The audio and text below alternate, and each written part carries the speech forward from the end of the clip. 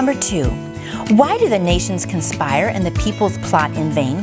The kings of the earth take their stand, and the rulers gather together against the Lord and against his anointed one. Let us break their chains, they say, and throw off their fetters.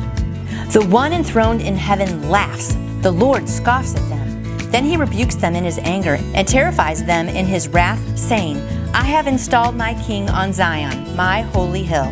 I will proclaim the decree of the Lord. He said to me, You are my son. Today I have become your father.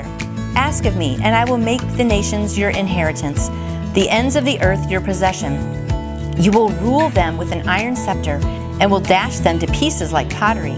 Therefore, you kings, be wise. Be warned, you rulers of the earth. Serve the Lord with fear, and rejoice with trembling. Kiss the Son, lest he be angry, and you be destroyed in your way, for his wrath can flare up in a moment. Blessed are all who take refuge in him.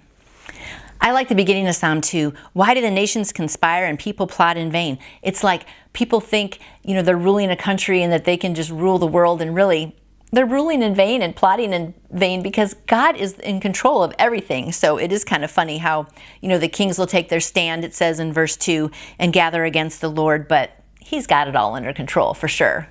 Then I love verse 4 where it says, the one enthroned in heaven laughs. The Lord scoffs at them. I mean, can you just imagine God up there laughing? But it must be humorous to him when we try to do things without him. And some countries and rulers that are doing things without consulting God and not doing things his way, right? So it is kind of interesting to think of him up there scoffing and laughing.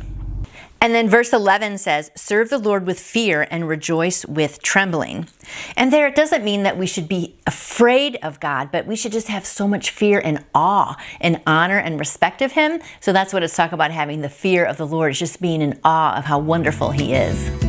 And then the last line, blessed are all who take refuge in him. Yes, my friends, he is our refuge, a very present help in trouble. So I hope today that you are just taking your refuge in him, and you're also just standing in awe and wonder of him, because he's an amazing God. I hope you enjoyed Psalm 2, and we'll see you back here tomorrow. And I would like to answer any question you may have about faith in Jesus. Just email me through my website, nancyjoytoyou.com.